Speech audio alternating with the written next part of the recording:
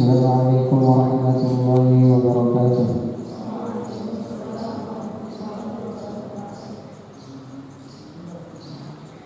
A'udzu billahi minasyaitonir rajim.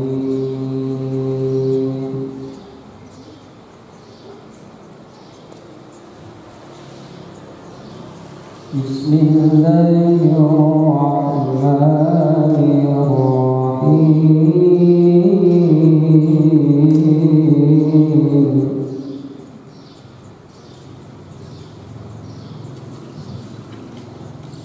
Allahu la ilaha illa huwal hayyul qayyum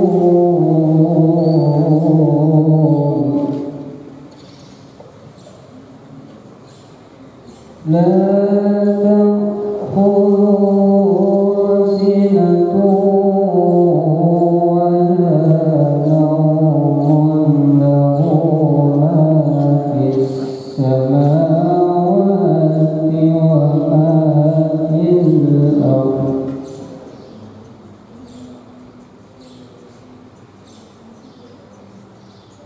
Man dzalladzi yashfa'u 'indahu illa bi'idhnihi ya'lamu ma bayna aydihim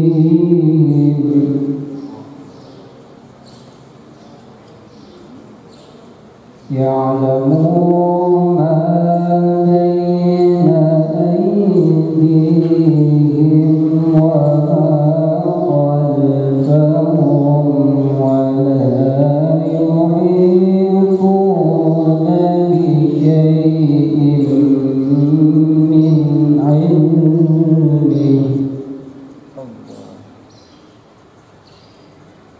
wa la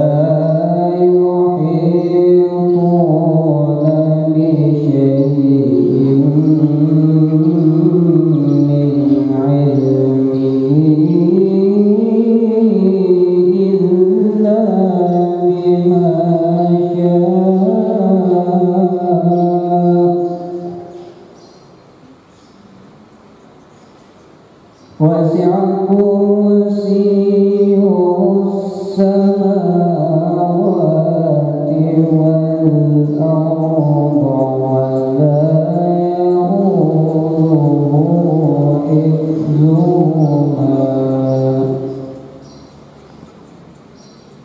wa la ya'uduhu hifdhuhuma wa huwal 'aliyyul 'azim.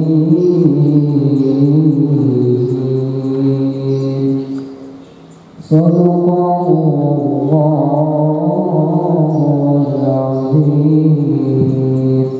Wassalamualaikum warahmatullahi wabarakatuh.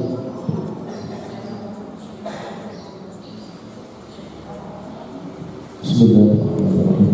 Assalamualaikum warahmatullahi wabarakatuh. Alhamdulillahirabbil alamin. Wassalatu wassalamu ala asyrafil anbiya'i wal mursalin sayyidina wa nabiyyina wa maulana Muhammadin wa ala alihi wa sahbihi wa barik wasallam ajma'in. Amma ba'd. Pertama-tama mari kita panjatkan syukur kita kepada Allah Subhanahu wa taala yang mana berkelimpahan rahmat dan serta hidayah sehingga kita semua dapat berkumpul di dalam masjid ini dalam rangka acara kajian tafsir. Salawat dan salam adalah selalu tercurah dan terlimpah kepada junjungan kita Nabi besar Muhammad sallallahu alaihi wasallam serta keluarga, sahabat serta beliau hingga yaumil qiyamah. Yang terhormat ada Ustaz Dr. Nurul Sagiha serta seluruh jamaah sekalian yang berbahagia. Tema kajian tafsir kita pada hari ini adalah kekuasaan Allah dan ketepatannya. Quran surah Al-Baqarah ayat 255. Baiklah, sama-sama kita untuk menghemat waktu, marilah sama-sama kita dengarkan dengan baik kajian dari Ustaz. Pada Ustaz dipersilakan.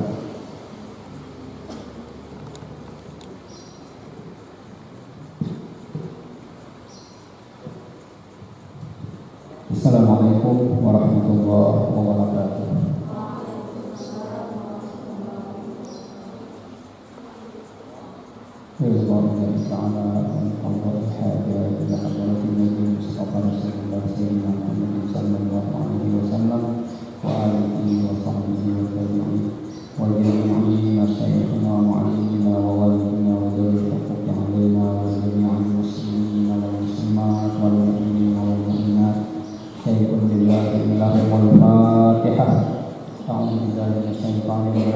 Bismillahirrahmanirrahim. Alhamdulillahirabbil alamin arrahmanir rahim maliki yaumiddin iyyaka na'budu wa iyyaka nasta'in ihdinas siratal mustaqim siratal ladzina an'amta 'alaihim ghairil maghdubi 'alaihim waladdallin amin.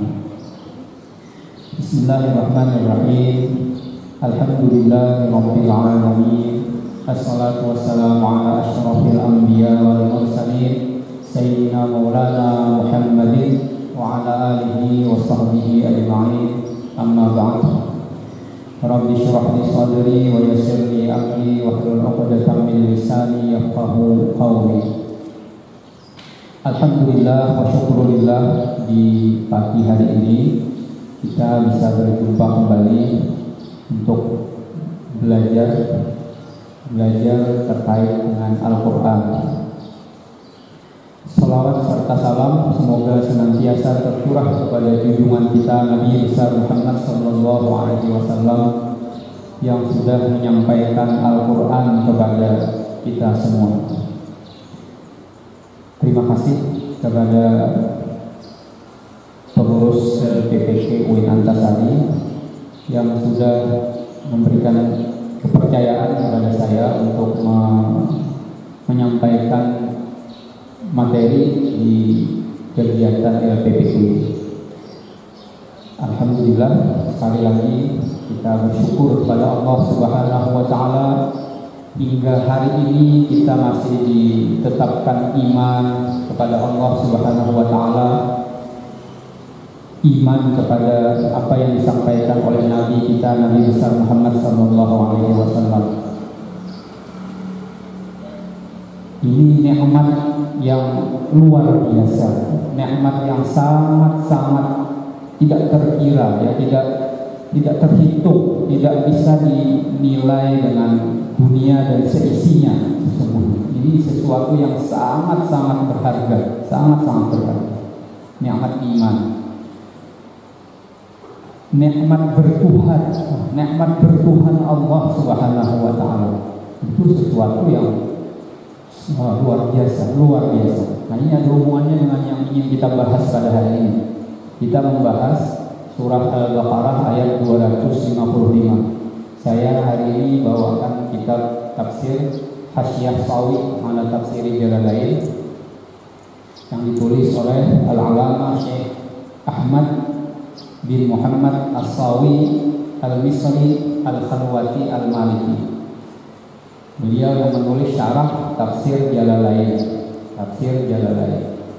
Jadi di atasnya ada bagian Tafsir Jalalain, di bawahnya ini Tafsir Sawi. Kalau Tafsir Jalalain ringkas sekali. Ini lumayan ada tambahan penjelasan. Kita masuk ke tafsirnya. Di dalam Tafsir Jalalain, dari ayat yang sudah dibacakan kawan kita tadi, A'udzu billahi minasyaitonir rajim. Allah la ilaha illa huwal hayyul qayyum la ta'khudhuhu sinatun wa la nawm lahu ma fis samawati wa ma fil ardh man dzalladzi yashfa'u 'indahu illa bi idnihi ya'lamu ma baina aydihim wa ma khalfahum wa la yuhituna bi syai'in min 'ilmihi illa bima syaa wasi'a kursiyyuhus samawati wal ardh wa la ya'uduhu hifdhuhuma wa huwal 'aliyyul 'azim.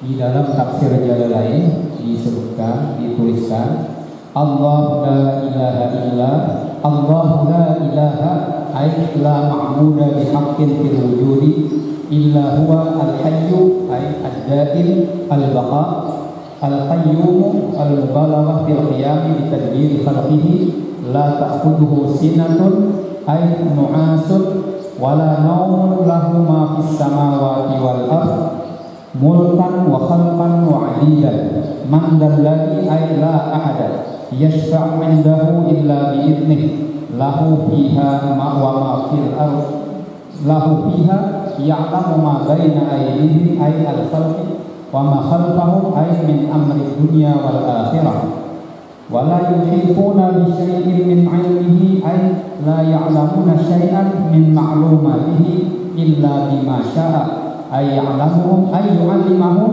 bihi minha bi ikhbarir rusul wasi'a kursiyyuhu samawati wal ard qabla ahata 'ilmuhu qila ahata 'ilmuhu bihima wa qila al-kursiyyu nafsuhu mustamilun 'alaihima li'azamatihi li haditsin mas samawati sab'u fil kursi illa kadarahima sab'an ulqiyat fi kursi wala ya'uduhu ay yathqaluhu hibduhuma ay fis as-samawati wal ard wa huwa al-'ali fawqa khalqihi bil qahri al-'azim al-kabir. Itu tafsiran di Jalalain, tafsir Jalalain. Sedangkan kemudian yang di dalam Sawi, di dalam kitab Sawinya ada penjelasan yang lebih panjang lebar. Qauluhu Allahu la ilaha illahu hadhil ayat usamma ayatul kursi. Ini ayat disebut dengan ayat kursi ya. Kita sejak kecil mudah-mudahan semua kawan-kawan tidak ada yang tidak hafal ini, tidak ada yang tidak tahu ayat ini. Di dalam beberapa kitab tafsir semuanya Anda bisa buka kitab tafsir, semuanya pasti menjelaskan tentang fadilah, ya, keutamaan, kehebatan, keagungan, ya, khasiat fadilah ayat kursi yang luar biasa, Banyak sekali riwayat dari hadis, kemudian testimoni, kalau orang sekarang bilang ya, testimoni baik di zaman dulu, zaman salaf, generasi yang terdahulu, sampai zaman sekarang, zaman kontemporer, di modern, banyak sekali testimoni itu bisa cari aja di dunia maya terkait fadilah ayat kursi. Luar biasa banyaknya kehebatannya. Di sini juga disebutkan supaya ini diajarkan kepada, kalau di sini dinyatakan ya Ali, ini Nabi menyuruh menantu beliau, alimha waladaka, ajari anakmu ayat ini, wa ahlaka, keluargamu ajari, suruh menghafal ayat ini, wa jiranaka, tetanggamu suruh ajari.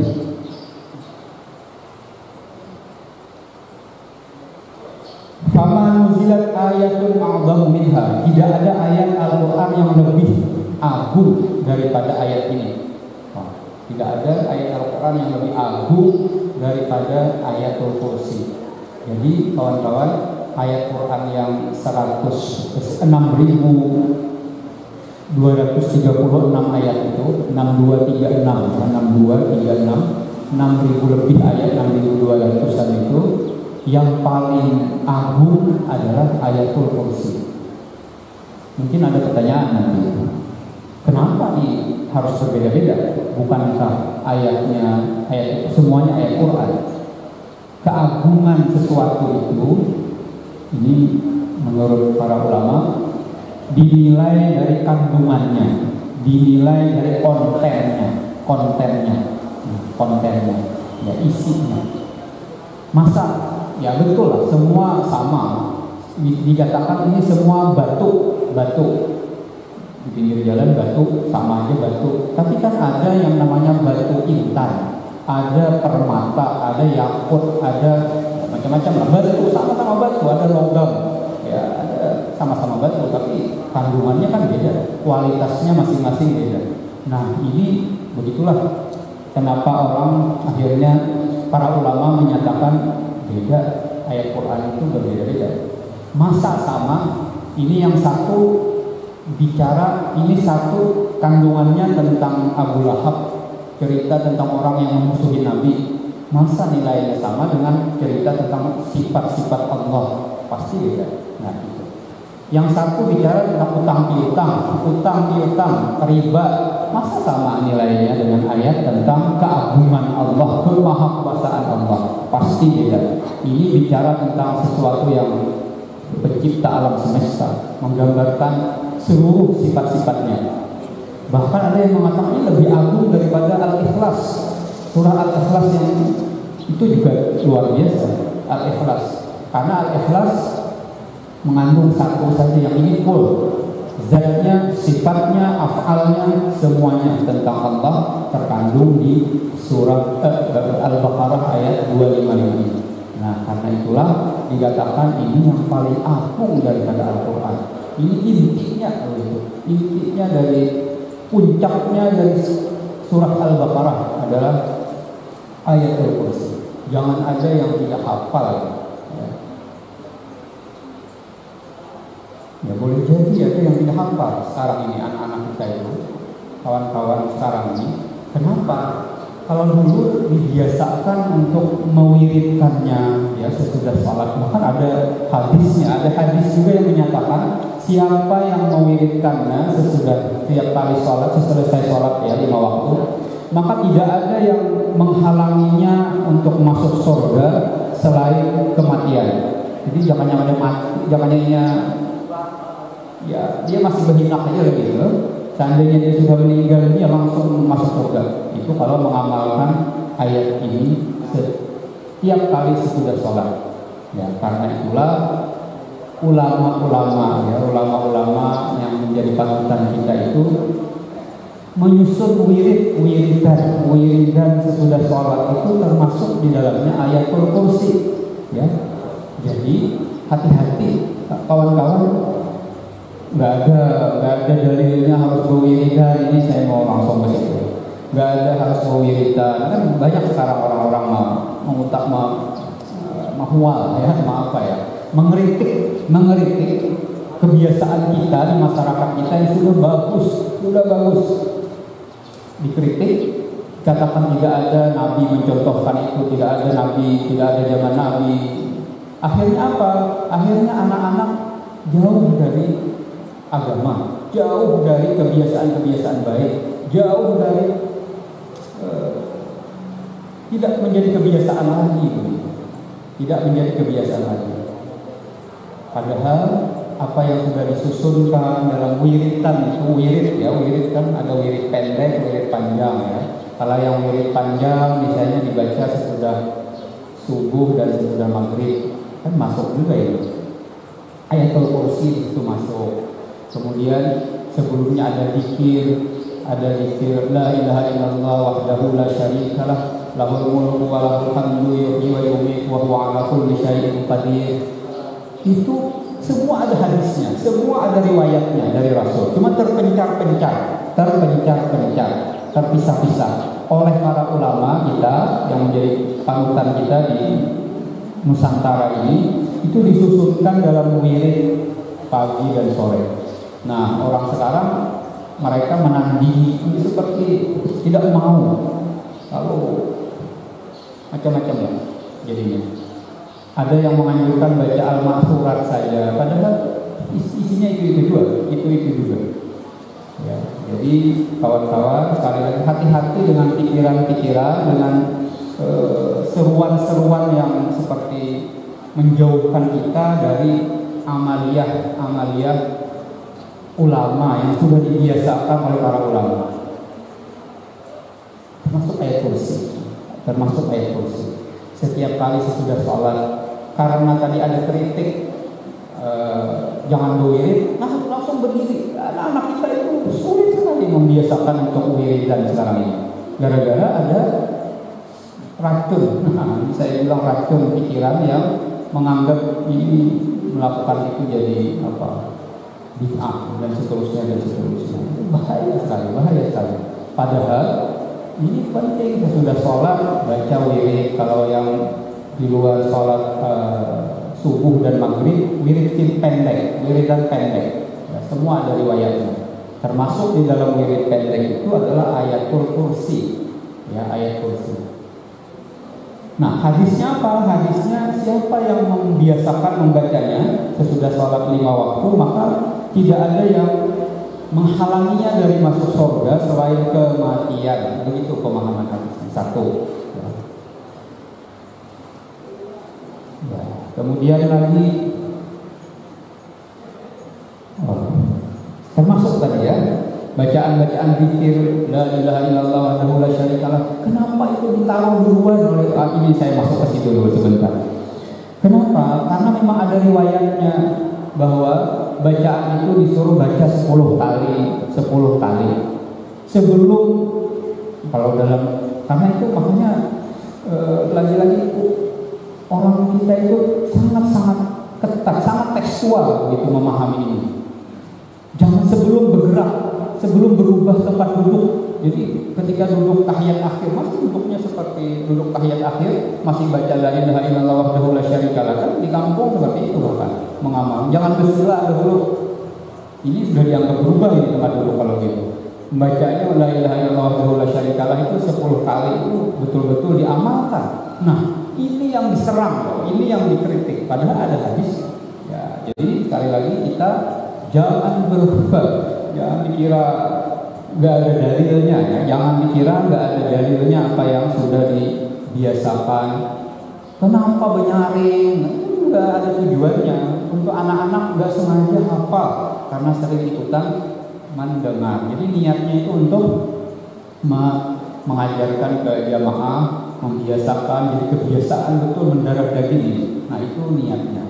Bukan, tentu saja bukan untuk mengganggu orang yang sedang sholat. Karena ini juga kritiknya biasanya ke situ. Ini kan mengganggu orang yang sedang sholat. Ya, tapi kalau sudah sama-sama paham, insya Allah nggak terganggu. Ya, sama-sama awalnya di situ akan berwiritan. Ya, jangan masbuk lah di situ. Ya, imam juga kalau udah tahu ada yang masbuk ya jangan nyaring-nyaring misalnya. Tetapi tetap saja kebiasaan supaya ini mendarah daging bagi semua anak-anak kita, semua keluarga kita itu betul-betul dilakukan. Ayatul kursi banyak sekali hadisnya sekali lagi. Kita masuk ke fadhailnya dulu deh ya, fadhail.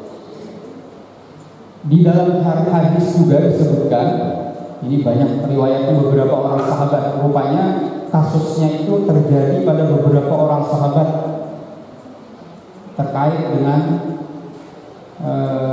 Abu Hurairah misalnya. Ketika Abu Hurairah disuruh menjaga harta zakat, ya, menjaga zakat fitrah, zakat harta, ya, menjaga baitul mal. Abu Hurairah ini pada zaman Nabi disuruh menjaga zakat yang sudah dikumpulkan.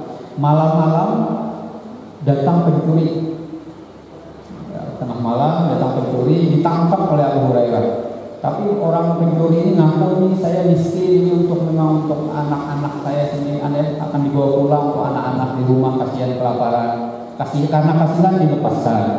Malam pertama begitu, lapor, ditanya oleh Rasulullah, besok paginya ketemu Rasulullah, ditanya apa yang terjadi malam tadi. Lalu Abu Hurairah menceritakan ada pencuri, ya, karena ngaku miskin, butuh banget dengan apa yang dicuri itu, lalu dilepaskan. Kata Nabi, malam besok dia akan datang lagi. Dia bohong. Malam besok pasti datang lagi. Walaupun berjanji tidak akan mencuri lagi, tidak akan mencuri harta itu yang dijaga Abu Hurairah, tapi dia bohong. Ternyata malam kedua datang lagi, berjanji lagi, mengemis-ngemis, menangis-nangis lagi. Nah, ini banyak kejadian ini, beberapa ini. Peristiwa seperti ini bukan hanya Abu Hurairah. Dengan Mu'adz bin Jabal juga kejadian seperti itu. Bahkan disebutkan riwayatnya ini siapa orang itu? Ya, ini syaitan sesungguhnya ya. Nabi menyebutkan dia akan datang lagi besok. Sampai malam ketiga tadi datang lagi, betul datang lagi, mengemis-ngemis ya, sampai bersumpah-sumpah supaya menyatakan tidak akan datang lagi. Tapi yang untuk malam ketiga Abu Hurairah tidak peduli lagi. Pokoknya ini akan dibawa ke hadapan Nabi, akan diikat, dibawa ke hadapan Rasulullah. Lalu dia mengemis-ngemis dan menawarkan sesuatu. Apa yang ditawarkan? Saya akan ajarin kamu satu bacaan yang kalau kamu membacanya maka tidak akan ada yang bisa mengganggu hartamu. Tidak, kamu akan dijaga.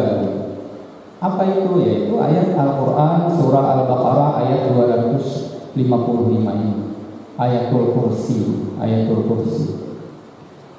Ya, karena diajarin seperti itu oleh Abu Hurairah dilepaskan lagi. Kemudian besok paginya, siangnya dilaporkan lagi ke Rasulullah. Nabi juga sudah tahu apa yang terjadi malam itu. Lalu apa yang dikatakannya? Dia disampaikan oleh Abu Hurairah, dia menyatakan begini, bahwa kalau membaca ayat ini maka tidak akan diganggu, tidak akan ada yang bisa mengganggu, tidak ada yang bisa berniat jahat pada walaupun kita sedang tidur. Apa yang dikomentar Nabi? Dia betul untuk hal itu, walaupun dia seorang pembohong. Nah, jadi ini walaupun ini bukan yang digaris bawahi ya, tetapi ini juga sesuatu yang menarik juga. Kadang-kadang kita bahkan dalam ilmu hadis, kalau orang sudah dicap sebagai al-kadzdzab, kadzdzab itu pembohong, sudah mendarah-daging dusta aja terus gitu, itu nggak bakalan diterima hadisnya. Tetapi ini enggak, ini Nabi mengatakan dia betul, kontennya betul, walaupun dia pembohong. Dia itu artinya orang yang pendusta itu bisa aja sekali-sekali menyampaikan sesuatu yang benar. Yang disampaikan terkait fadilah ayatul kursi. Fadilah ayat kursi. Ini ayat penjagaan, ayat senjata ya apa? Kekuatan bagi orang yang beriman, kekuatan bagi kita yang beriman kepada Allah Subhanahu wa taala. Itu tolong.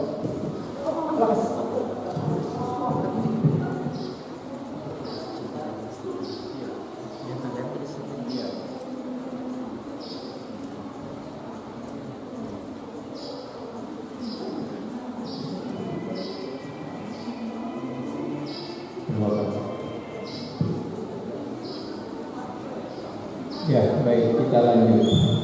Ini dari Abu Hurairah, ayatul kursi. Di riwayat yang lain, sahabatnya lain lagi. Mu'adz bin Jabal, kasusnya juga mirip sama, pencurian terhadap harta zakat, Tapi sahabat yang di tokohnya dalam cerita itu Mu'adz bin Jabal. Yang ini disebutkan beliau bahkan menangkap, kalau orang sekarang menangkap sosok begitu.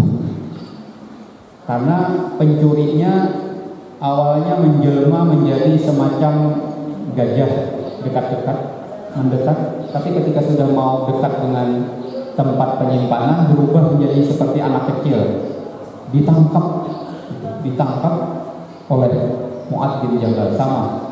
Bisa, artinya jadi zaman dulu udah kayak hantu orang sekarang ya, itu biasa. Ada hadisnya itu, ada riwayatnya. Ini jin. Dikatakan dari kampung mereka sekarang menghuni di Nasibin, jin di Nasibin. Pindah gara-gara Rasul pindah ke Madinah, lalu orang kampung penghuni makhluk gaib yang ada di situ pindah ke tempat lain. Dan kami kelaparan ketika di lokasi yang baru ini. Lalu mencuri ke Madinah, mencuri ke tempat penyimpanan harta zakat yang dijaga oleh sahabat. Bisa berubah wujud. Jadi cerita-cerita yang begitu betul ada riwayatnya dalam hadis Nabi. Mereka bisa berubah wujud. Dan ini sahabat tidak takut pada makhluk yang bisa berubah-ubah wujud ini. Ditangkap. sampai 3 kali berturut-turut, 3 hari, 3 malam berturut-turut menangkap penjahat yang sama, pencuri yang sama, menjanjikan sesuatu juga, di akhir mengajarkan sesuatu juga, sama juga. Nah, jadi dengan banyaknya, ada lagi sahabat yang lain juga ada, namanya lain lagi, mirip juga, mirip ceritanya. Kalau kita bilang tidak bisa, rasanya kita mendustakan itu sulit. Menganggap ini cerita bohong, ini cerita yang ini maudu'at, ini hadis palsu, itu terlalu sulit untuk dibantah karena banyak yang meriwayatkannya. Belum lagi testimoni, testimoni cerita-cerita terkait. Kalau dulu waktu saya tahun 80-an saya suka sekali ada risalah doa, mungkin kawan-kawan punya buku itu kecil putih gambar ibu-ibu berdoa, mungkin punya. Itu cerita Ayatul Kursi panjang sekali di belakang, bagian belakang. Cerita pedagang dari Baghdad ke tengah jalan kemalaman, kemudian menempati, karena nggak ada lagi hotel, sudah penuh semuanya, tidak ada lagi losmen, tidak ada lagi penginapan, hanya satu-satunya rumah kosong yang kata orang silakan saja itu gratis kalau mau berada di situ. Ya, ini tentang terbakarnya jin ifrit ini dengan bacaan Ayatul Kursi. Karena itu rumah angker, karena satu-satunya karena terpaksa, maka dia berani saja nginap di rumah yang angker itu. Itu kan di buku banyak cerita semacam itu banyak. Kalau Anda juga cari di medsos di dunia, kasus sekarang ya, kasus kekinian, yang perempuan jalan keluar rumah di jalan tempat yang rawan ada pemalakan. Lalu kenapa dia aman-aman saja? Karena ternyata si pemalak itu melihat ada 2 orang laki-laki besar mengawalnya. Itu juga cerita-cerita semacam itu juga kaitan dengan Ayatul Kursi. Itu banyak. Itu yang sekarang, yang kekinian. Anggaplah itu yang kontemporer. Belum tadi yang zaman dulu. Ya. Fadilah Ayatul Kursi terkait dengan penjagaan Allah kepada orang yang membacanya, ya, yang membacanya. Nah, di sini masih terkait dengan fadilahnya disebutkan wa warada fi fadliha minal ahaditsil katsirah. Hadis banyak sekali yang menyebutkan tentang fadilahnya, keutamaannya, yang tidak terhingga. Minha, diantaranya man qara'aha 'inda khurujihi min baitihi kana fi dhamanillah. Siapa yang membacanya ketika keluar rumah, maka dia berada dalam jaminan Allah hatta yarji'a. Allah yang akan melindungi dia. Kalau orang yang membacanya ketika keluar rumah, ya makanya ini mesti diamalkan betul. Pagi, sore, kemanapun, kapanpun, untuk situasi apapun, Anda mau menghadapi siapapun, merasa gugup ketika ujian, menghadapi dosen, menghadapi presentasi, apapun, ini senjatanya. Nanti kita baca kenapa sih itu bisa jadi begitu. Lihat lagi lanjutannya. Wa minha man qara'aha dubura kulli sholatin lam yamna'hu min dukhulil jannah illal maut. Ini tadi yang saya sebutkan. Siapa yang membacanya setelah selesai sholat, maka tidak ada yang mencegahnya dari masuk surga kecuali kematian.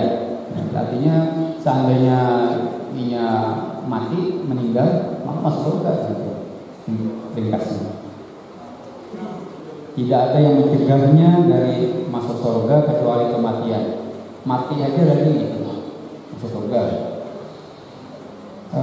Kemudian wa minha ma quri'at kidarin illa hajarat hasyayatin talatina yauman. Kalau ini dibacakan di suatu rumah, bangunan, tempat, maka syaitan akan menghindarinya rumah itu selama 30 hari. Ini sebutkan 30 hari. 30 hari kan berparak syaitan kalau itu dibacakan ke rumah. wala yadkhuluha sahirun wala sahiratun arba'ina lailatan, dan tidak dimasuki oleh tukang sihir laki-laki dan tukang sihir perempuan arba'ina lailatan, selama 4 malam. Pada kawan sihir tidak bisa dimasuki tukang sihir laki-laki dan perempuan selama 40 hari. Nah tadi tadi yang sudah saya bacakan, Nabi menyuruh Ali bin Abi Thalib untuk mengajarkannya kepada anak-anakmu dan keluargamu dan juga jiranmu. Faman nuzilat ayatan a'dhamu minha. Faman nuzilat ayatun a'dhamu minha. Tidak ada ayat yang lebih agung dari ayat Al-Qur'an selain ayat ini. Kemudian wa minha, di antara fadilahnya, man qara'aha idza akhadha maqja'ahu amanahullah ala nafsihi wa jarihi. Siapa yang membacanya ketika dia berbaring, maka Allah akan mengamankan dirinya, wajarihi dan tetangganya, wajari-jarihi dan tetangga-tetangganya. Efeknya gitu ya, efek penjagaannya bahkan sampai ke tetangga-tetangga.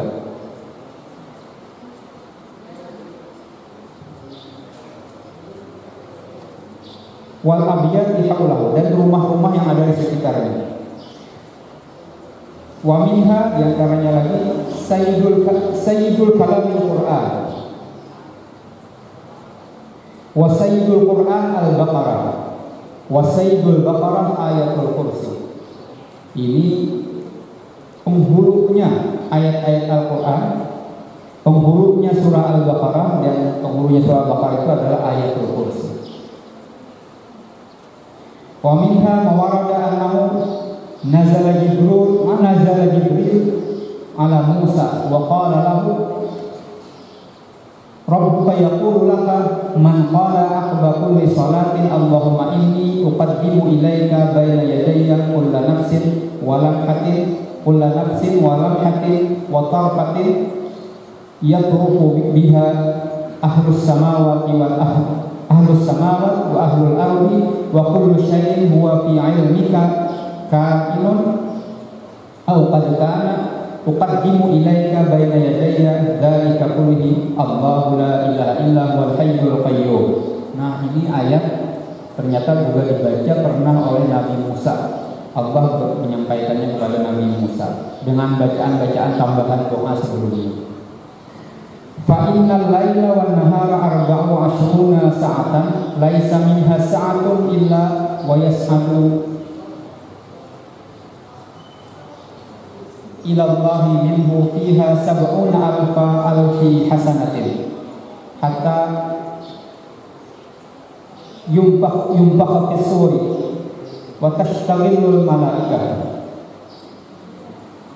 wa akhadha al-'arifuna minha fawaid al-jummah, bahwa orang-orang al-arifun ini biasanya diartikan para wali, menggunakan ayat kursi ini untuk faedah yang sangat-sangat banyak. Minha, diantaranya man qara'aha aqba kulli salatin arba'asyara marrah iddah usuluha ahabbahul alimul amwi was-sufli. Siapa yang membacanya setiap selesai sholat arba'asyara 14 kali, maka dia akan dicintai oleh siapapun, oleh para orang yang makhluk Allah yang berada di alam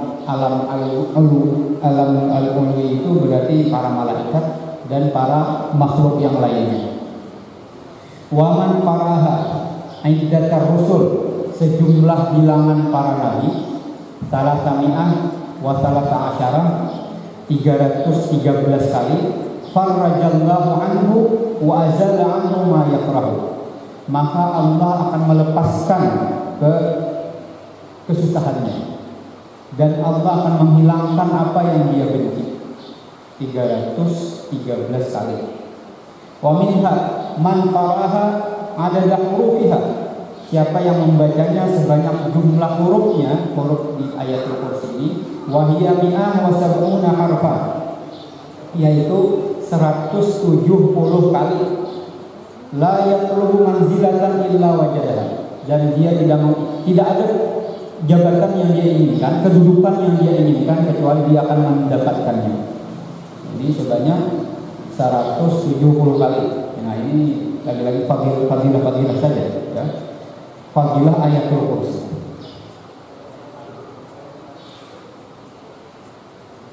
Tidak, kalau dia menginginkan jabatan, menginginkan kedudukan, maka dia akan mendapatkannya. Menginginkan keluasan saatan, dia lagi kesempitan misalnya, kesulitan, maka dia illa nalaha, kecuali dia akan mencapainya. Wala farajan min sa'iri syada'idi illa hasal, dan apapun kesulitannya, maka dia akan mencapainya. Berapa tadi? 170 kali. Kemudian berdoa sesudah itu. Wa minha annahu idza saqa al-mabtul hurufuha muqatta'an syafa bi'idznillah. Ini kalau orang itu bersakit perut ternyata juga bisa. Siapa yang meminumkannya dengan huruf-hurufnya al-muqatta'ah yang terputus-putus, ditulis. Kalau makanya ada orang biasanya ditulis di alat tertentu, piring ya, dituliskan ayat-ayat ini, ayatul kursi, kemudian dilarutkan. Nah, ini ada kitabnya, ini bacaannya. Di dalam kitab Sawi ada ajaran tentang itu. Penambahannya dengan ayat kursi ternyata ditulis, huruf-hurufnya terputus-putus, tidak ditulis menyambung huruf-hurufnya. Syafa bi'idznillah, Allah akan, insya Allah akan sembuh dengan izin Allah untuk orang sakit perut. Wa minha man katabaha adada kalimatiha wa hiya 50 kalimatin. Siapa yang menulisnya sejumlah kalimatnya, 50 kalimat di dalam ayat kursi ini, wa hamalaha, dan kemudian membawanya, adraka gharbahu min aduwihi wa hasidihi, maka dia akan mendapatkan apa yang dia inginkan dari musuh-musuhnya. Ini kan ajaran baulah apa ya? Jimat 50 kali tulis ayatul kursi, maka dia akan mendapatkan apa yang dia inginkan dari musuhnya dan atau orang yang iri kepadanya, orang yang hasad kepadanya. Wa in kana al-mahabbah, nah ini ada juga penting. Wa in kana al-mahabbah wal ulfah qala maksuduhu na'ala maksuduhu. Kalau yang diinginkan itu kecintaan orang atau kelembutan orang, maka dia juga akan bisa mencapai itu. Jadi ditulis 50 kali tadi. Ya, ulah wafak orang ayatul kursi ini. Sekali lagi ini di kitab Sawi ternyata ada. Wa tasmiyatuha ayatul kursi min babi tasmiyati syai' bismi juz'ihi. Ini kenapa dinamai ayatul kursi? Karena di dalamnya ada kata-kata al-kursi. Nah, sekarang langsung saja kita masuk. Kenapa bisa begitu? Ya? Kenapa bisa? Apa sih kandungannya? Ini tadi fadilah-fadilahnya dituliskan di dalam, bukan hanya kitab Sawi ya. Anda bisa kitab-kitab tafsir yang lain juga bicara tentang fadilahnya. Fadilahnya. Silahkan dilihat, silahkan dibuka aja sendiri. Ini biasanya berdasarkan pengalaman. Jadi pengalaman orang-orang ulama zaman dahulu seperti itu, lalu dituliskan kitab ini. Jadi kalau Anda ada yang tidak percaya, ya gagal, misalnya kita melakukan itu gagal, tidak berhasil, ya boleh jadi, bisa saja begitu terjadi. Tetapi ini berdasarkan pengalaman orang yang berhasil, bukan bohong-bohongan pasti, nggak bohong-bohongan. Berhasil mencapai maksud. Jam 10 kawan-kawan, ini mohon maaf saya lanjutkan ya. Allahu la ilaha illa huwal hayyul qayyum. Hadhihi ayat sama ayatul kursi wa hiya afdalu min ayatul Qur'an.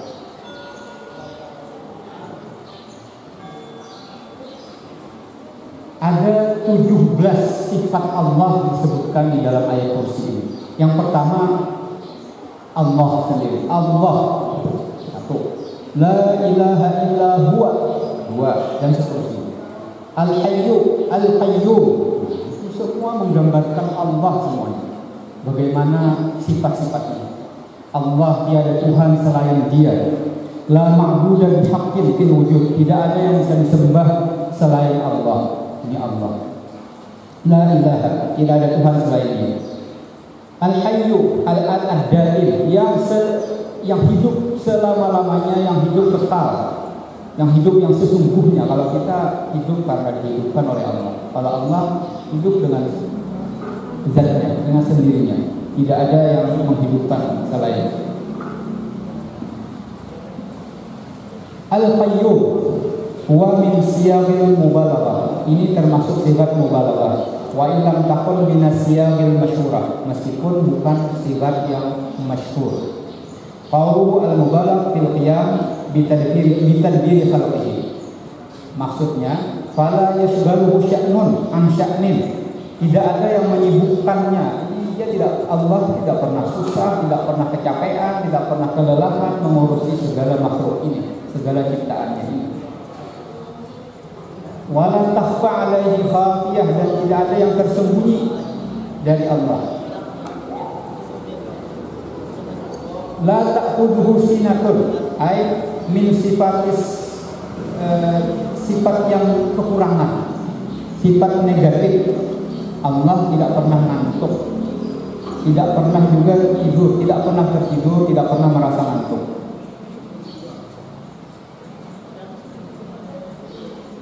Dalam menjaga seluruhnya. Makanya kaitannya dengan ketika kita tidur itu kan manusia dalam posisi paling lemah, paling tidak berdaya. Karena itu segalanya diserahkan kepada Allah, kepada yang maha segalanya. Karena itulah ya cocok, relevan, sinkron. Bacaannya kan ketika orang mau tidur itu Bismillahirrahmanirrahim wa rahmatullah. Kita dengan nama Engkau, Bismika Allah, dengan nama Engkau ya Allah, ahya, saya hidup, wa bismika amut, dan dengan nama-Mu pula saya mati. Bacaan sebelum tidur. Ada juga bacaan lanjutannya kita diajarkan juga wa ufawwidu amri ilaika, supaya kita menyerahkan segalanya kepada Allah. Ufawwidu amri ilaika, saya serahkan semuanya kepadamu. Jadi kita mau tidur nih, serahkan kepada siapa sih Engkau ini? Engkau yang punya sifat seperti yang digambarkan dalam ayatul kursi ini, yang tidak pernah ngantuk, tidak pernah tidur, yang maha hidup, yang qayyum, tidak tergantung pada yang lain, tidak berhajat kepada yang lain. Karena itulah luar biasa penjagaannya. Jadi dipasrahkan kepada yang menguasai segala-galanya. Demikian juga ketika kita keluar rumah, kan ada bacaan sebelumnya, Bismillahi tawakkaltu 'ala Allah, mewakilkan kepada Allah. Bismillahi tawakkaltu 'ala Allah, wala haula wala quwwata illa billah. Siapa yang kita wakilkan ini? Inilah yang Allah yang digambarkan dalam ayatul kursi ini, yang sifat-sifatnya disebutkan dalam ayatul kursi. Karena itu wajar kalau kita merasa aman, dijaga. Ya, jadi jangan juga, kalau bisa jangan sekadar di mulut saja, disadari, dirasakan kandungannya apa sih?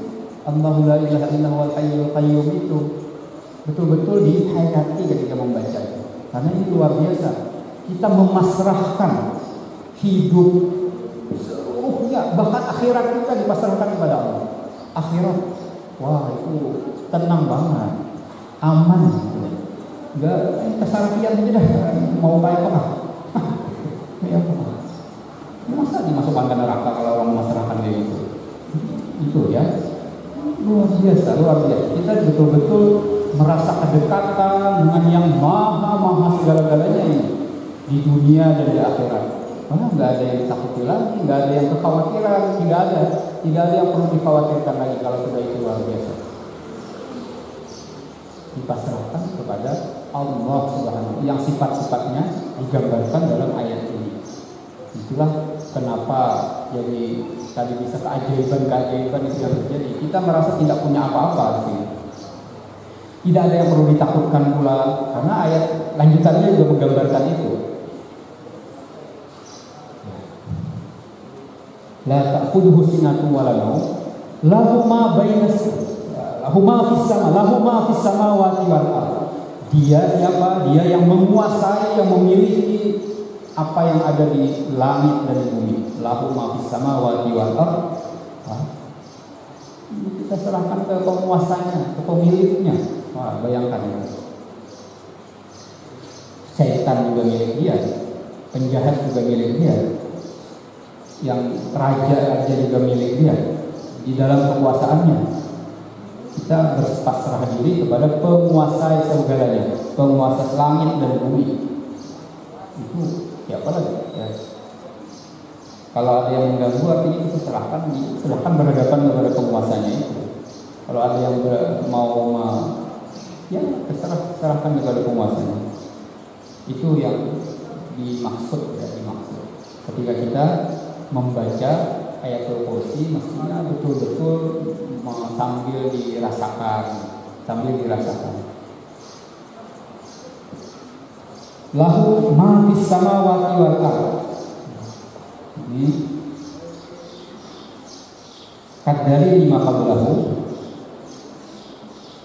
Ini saya mulai mata segalanya, baik kekuasaan, kemudian apapun yang ada di langit dan di bumi. Wala in sa'altahum man khalaqas samawati wal ardh yaquluna khalaqahunna al-'azizul 'alim. Kemudian man dzalladzi yashfa'u 'indahu illa bi'idnih. Nah, ini juga menggambarkan kalimat-kalimat ini semuanya ada maknanya ya. Kalimatnya man dzalladzi yashfa'u 'indahu illa bi'idnih, kita juga memasrahkan kepada Allah juga ini intinya. Tidak ada siapa yang bisa memberikan bantuan kecuali dengan izinnya. Kan kita memasrahkan kepada Allah. Tidak ada yang bisa menolong, tidak ada polisi, satpam, tidak bisa apa-apa, nggak bisa menjaga rumah kita tanpa izin darinya. Termasuk yang mau berbuat kejahatan. Bahkan diri kita sendiri tidak bisa apa-apa, tidak bisa menjaga diri kita sendiri. Ketika kita sedang tidur, kita tidak bisa menjaga diri. Mau aja semut masuk, serangga datang menggigit atau apapun bisa itu terjadi. Ya, kalau kita memasrahkan kepada Allah dengan izinnya, maka Allah bisa saja menjaga kita. Ay la ahada. Ini tafsir al-istifham al-inkari. Tidak ada seorang pun. Qauluhu illa bi'izni ay muradihi. Ay min amri dunya wal akhirah. Dari urusan dunia dan akhirat. Tidak ada yang bisa menolong, tidak ada yang bisa memberikan syafaat kecuali dengan izin dari Allah. Artinya ada aja kalau diizinkan. Nah, itu balikannya. Ya. Bukan berarti tidak ada syafaat di akhirat, tidak ada bisa yang menolong di dunia, ada saja, tapi dengan izin Allah, Wa ma khalaqahum, ini termasuk tadi di dunia dan di akhirat. Ay la ya'lamuna syai'an min ma'lumatihi. Kemudian wala yuhituna bi syai'in min 'ilmihi. Tidak ada yang la ya'lamuna syai'an min ma'lumatihi, tidak ada yang punya pengetahuan.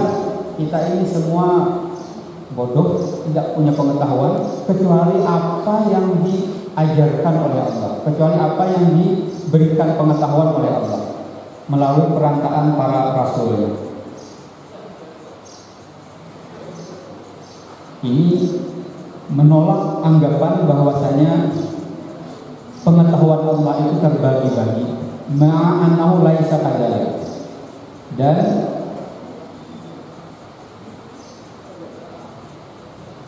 ini juga menolak anggapan bahwa seseorang itu bisa mengetahui wa annahu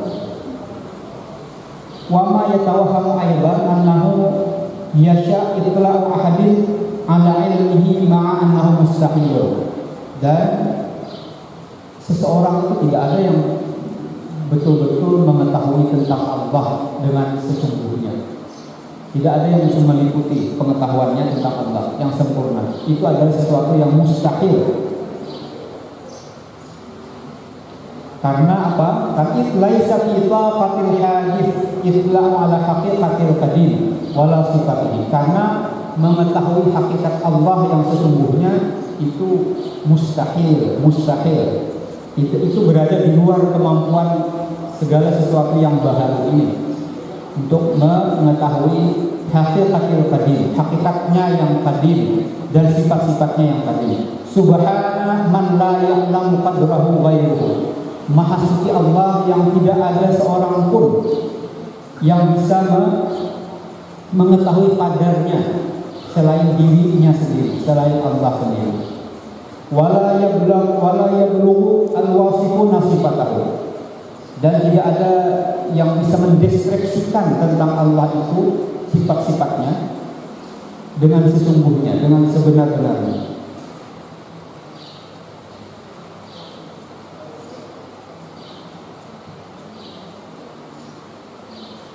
Lanjutannya, wala ya'uduhu hifdhuhuma wa huwal 'aliyyul 'azim. Kemudian, dan dia Allah tidak pernah merasa lelah, tidak pernah capek untuk menjaga, mengurus apa yang ada di langit dan bumi, segala ciptaannya ini. Wala ya'uduhu hifdhuhuma wa huwal 'aliyyul 'azim. Wa huwal 'ali al-munazzah 'an sifatil hawadith wa huwa min sifatis salub.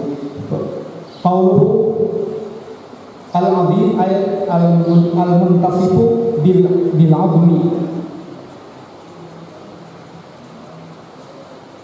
Didahulukan sifat al-'ali daripada al-'azim ini li'annahu min babil taqdim at-takhaliyah 'an at-tahliyah.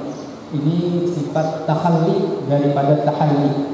Dari kalau dalam ilmu tasawuf itu ada yang disebut dengan sifat takhalli. Takhalli artinya sifat-sifat yang tidak mungkin ada pada Allah. Takhalli, Allah rendah, Allah sama dengan yang makhluknya, itu tidak mungkin. Lalu itu didahulukan, dibersihkan dulu anggapan-anggapan yang menyamakan makhluk, sifat-sifat makhluk dengan sifat Allah. Kemudian baru diisi dengan sifat-sifat yang pasti ada pada Allah, yaitu seperti al-'azim. Jadi ada sifat yang menolak yang negatif, ada yang sifat yang bersifat positif kepada Allah. Lanjutannya la ikraha fiddin. Nah, ini kawan-kawan sekali lagi ayatul kursi ada 17 sifat Allah di sini selain nama-namanya. Dari satu ayat yang pendek itu 17 bagian menggambarkan tentang Allah. Allah la ilaha illa huwa digambarkan. Kenapa tidak la ilaha illa anta? Ada juga penjelasan terkait itu. Mengapa dhamirnya dhamir huwa? Karena Allah adalah wujud yang tidak akan bisa dideskripsikan secara pasti oleh makhluknya. Lalu huwa itu kan dhamir gaib, ya, dhamir dia aja. Kita bisa menggunakan dengan dia saja. Huwa. Tidak bisa dengan anta, seakan-akan berhadapan ini tidak bisa. Positif berhadapan tidak bisa. Deskripsi apapun terkait Allah tetap tidak bisa sempurna, dari manusia ya, dari makhluk maksud saya. Dari makhluk tidak akan bisa sempurna. Karena itulah kita bisa mendeskripsikan tentang Allah melalui deskripsi, melalui apa yang Allah sendiri sampaikan tentang dirinya, tentang dia. Jadi melalui apa yang digambarkan Allah dalam ayat-ayat Al-Quran. Nah, seperti itu. Dengan ayatul kursi ini, sifat-sifat Allah yang disebutkan di dalam ayatul kursi ini, maka diharapkan, bagi kita seorang yang beriman, kita memasrahkan kepada Allah. Kita senang, gembira, tidak ada yang ditakutkan lagi. Kalau kita sudah percaya, beriman kepada, bertuhankan Tuhan yang memiliki sifat-sifat yang sebagaimana digambarkan dalam ayatul kursi ini. Tidak ada yang perlu dikhawatirkan, tidak ada yang perlu ditakutkan. Tidak ada yang perlu Ditakutkan lagi bagi seorang mukmin muslim yang memasrahkan hidupnya, bahkan matinya, akhiratnya, dunia dan akhirat dipasrahkan kepada Allah yang punya sifat yang digambarkan dalam ayatul kursi. Seperti itu. Ini barangkali sebagai pengantar untuk diskusi kita pada siang hari. Saya kembalikan ke moderator. Alhamdulillah sudah sama-sama mendengarkan penyampaian materi dari Ustaz. Untuk selanjutnya kita buka sesi tanya jawab. Dipersilakan kepada dua orang penanya, baik itu telepon maupun dapat. Pertanyaan-pertanyaan dipersilakan.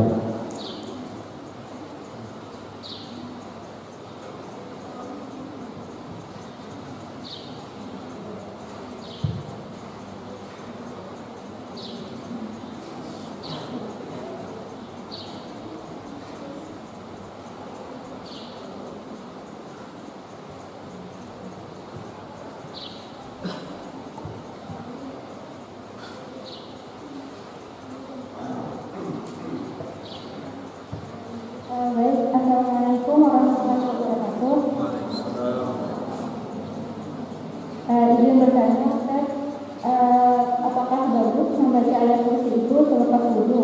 Karena saya tuh pernah mendengar bahwa membacakan itu bagus karena bisa menaikkan derajat kita. Apakah itu benar?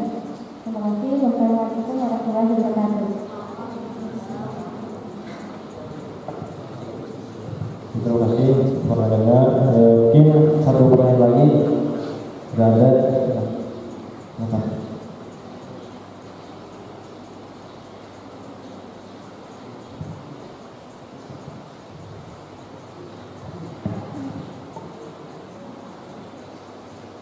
Bismillahirrahmanirrahim. Assalamualaikum warahmatullahi wabarakatuh. Izin bertanya Ustaz, saya tertarik dengan penjelasan Ustaz yang membahas tentang fadilah, yaitu membaca Quran, membaca ayat kursi.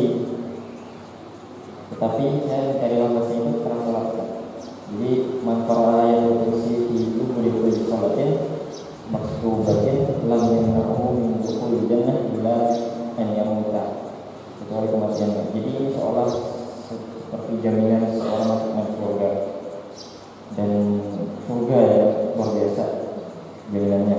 Jadi membaca di sini apakah hanya sebatas membaca saja tanpa memahami maknanya, atau harus membaca itu dengan merasa maknanya, dengan mengetahui artinya dan terjemahannya itu, apakah seperti itu? Karena balasannya adalah surga, dan itu adalah kebahagiaan tertinggi.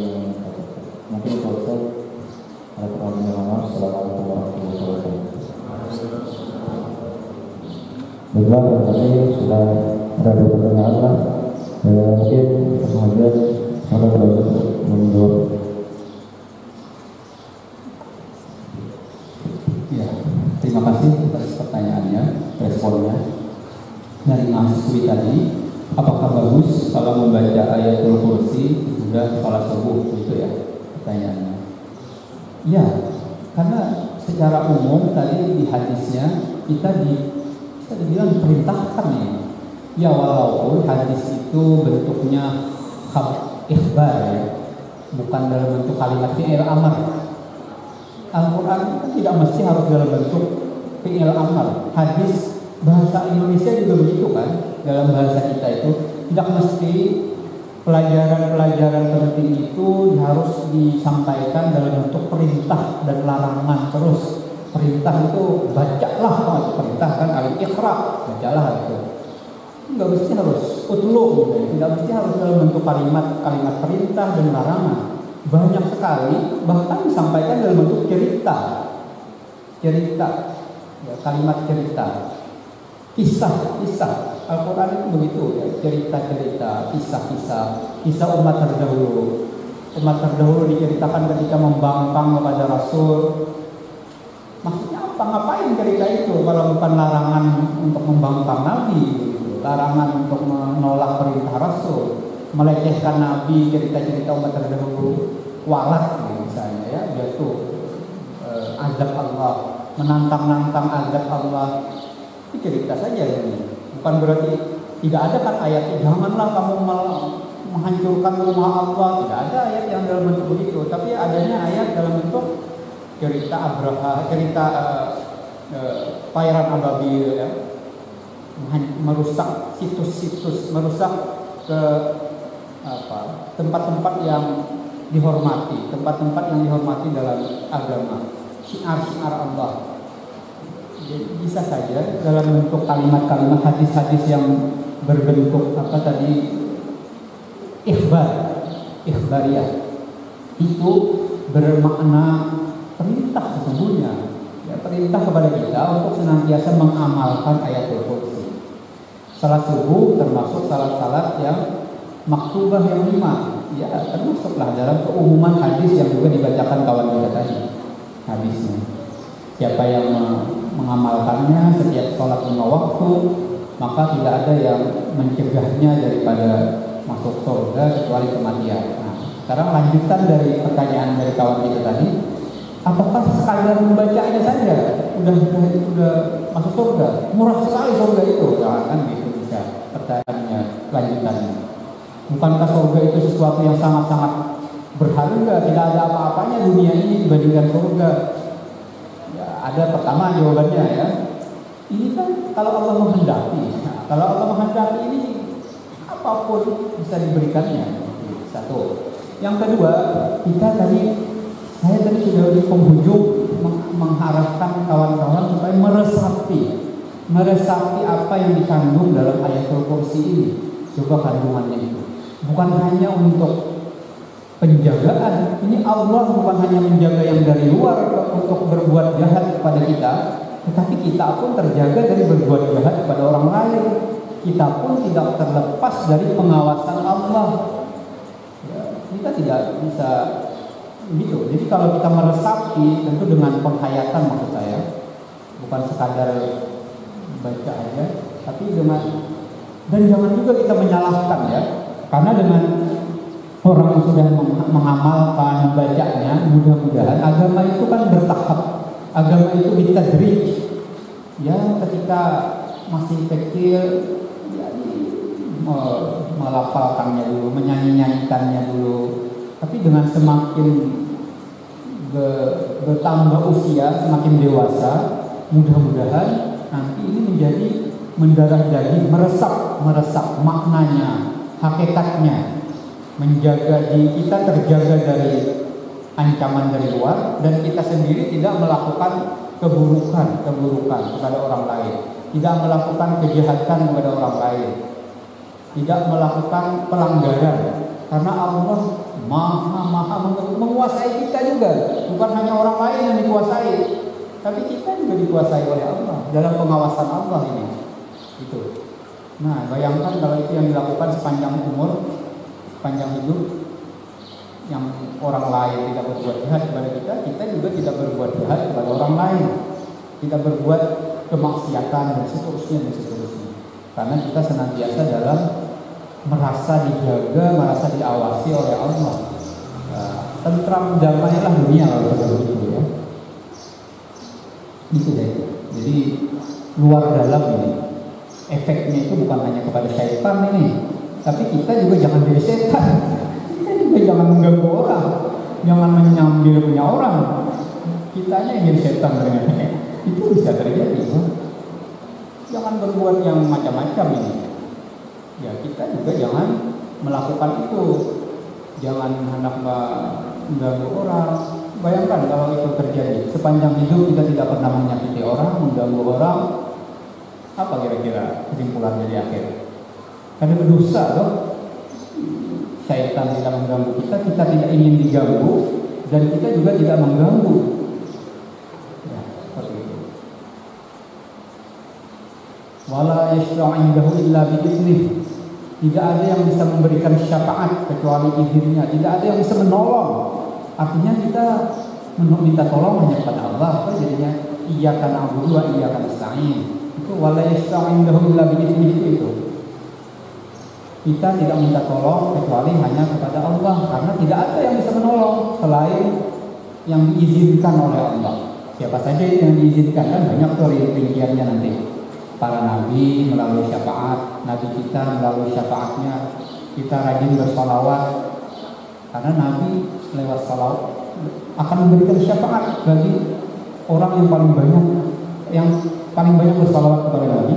Dialah yang paling berhak untuk mendapatkan syafaatnya di hari akhir. Orang yang ahli Al-Quran, ahlul Quran, syuhada, syahid, itu orang-orang yang dikabarkan akan bisa memberikan syafaat nanti di akhir di padang mahsyar nanti, padang mahsyar. Ya, itu dengan izin Allah. Sama juga di dunia ini, tidak ada yang bisa menolong kecuali dengan izin dari Allah. Ini kan luar biasa, ini tauhid ini. Ayat tentang tauhid, keyakinan hanya kepada Allah, tidak menuhankan yang lain, tidak ada yang perlu ditakuti lagi selain, tidak ada yang bisa memberikan mudarat kecuali atas izin dari Allah. Jadi artinya kalau yang terjadi ini, kalau ada apapun yang terjadi kepada kita berikutnya, kalau kita sudah memasrahkan begitu, ini sudah Allah yang memang mengaturnya begitu, kan nyaman jadinya. Ini Allah yang menghendaki kita jadi begini, jadi begitu. Kalaupun kita gagal, ini sudah Allah yang mengatur, itu sudah memasrahkan. Kan nggak terlalu sedih lagi toh kalau kita begitu. Kita tidak berbuat maksiat tadi ya. Kalaupun masih aja kejadian jatuh misalnya, tidak apa-apa lah, diterima aja itu. Nanti siapa tahu ini jadi pembersih dosa kita, gitu. Atau siapa tahu gara-gara ban kita bocor misalnya, ini memang ada tukang tambal yang perlu bantuan, jadi lapang kali jadinya. Itu begitu ya. Jadi konsekuensi yang begitu setelah kita meresapi, gitu, meresapi. Bagaimana kalau sekadar membacanya, nggak apa-apa lah dulu, sekadar mengulang-ulang dulu ya, mengulang-ulang ketika selesai sholat 5 waktu itu. Karena dengan mengulang-ulang itu jadi lengket di kepala, lengket. Kita mungkin nggak sengaja menghafalnya dulu. Banyak di antara kita anak-anak karena sering mendengar ikutan wiridan di masjid kan, wirid maghrib dan subuh menyaring. Lengket itu, nggak sengaja, nggak perlu harus menghafal dua istilah, nggak sengaja, tapi itu sudah di luar kepala hafal, ya seperti itu. Ya banyak lah cerita-cerita ya bahwa ini jin pun bisa mengikuti bacaan ini kan, dalam cerita itu juga ada itu. Ketika dibacakan ayatul kursi, ini bisa baca dua, jinnya bisa membaca dua, ya nggak apa-apa. Terus diulang-ulang sampai dikatakan jinnya hilang, bacaannya nggak lagi yang mengikuti itu. Kemudian besok paginya tercium sesuatu yang berbau terbakar. Gitu. Ya. Mungkin ada pertanyaan kenapa jin bisa terbakar? Maka dari api. Nah, itu juga ada pertanyaan-pertanyaan itu. Ya, jadi dia juga bisa sakit dengan sesuatu yang walaupun diserang ya, disiksa dengan api. Kayak kita disiksa ketimpuk batu, ketimpuk bongkahan tanah kan sakit juga walaupun kita juga diciptakan dari tanah. Seperti itu.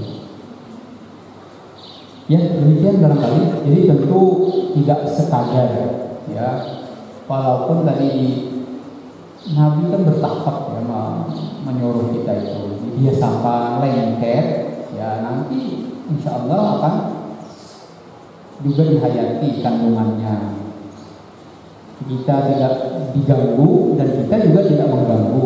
Kita memasrahkan kepada Allah segala-galanya, hanya berdoa, meminta bantuan hanya kepada sesuai dengan apa yang diizinkan oleh Allah. Kita keyakinannya begitu. Ini keyakinan yang betul-betul pasrah kepada Allah, yakin hanya kepada Allah, Tuhan yang mengatur segala-galanya di dunia dan di akhirat. Pasrah begitu, itu luar biasa. Ikhlas juga ini mengajarkan ikhlas juga, mengajarkan ikhlas. Wah, itu luar biasa. Ikhlasnya tidak mengharapkan surga, bahkan ini luar biasanya di situ. Itulah ayat kursi. Jadi disebutkan ini bahkan lebih utama daripada ayat surat Al-Ikhlas. Kalau Al-Ikhlas menggambarkan zatnya, kalau yang ini zat yang dideskripsikan sifat dan af'alnya. Zat, sifat, af'al, tiga-tiganya ada dikandung di dalam ayat kursi. Nah disitulah mengapa luar biasa ayat ini. Jadi jangan sampai kita tidak mengamalkannya, ya. Jangan sampai ada keluarga kita yang kan hafal, ya, hafal dulu lah, nanti penghayatannya. Nah, itu barangkali untuk pengajian kita pada hari ini. Alhamdulillah, semuanya sudah terjawab lah. Untuk selanjutnya untuk kajian hari ini, maka kita sama-sama berdoa akan dipimpin oleh Ustaz. Al-Fatihah.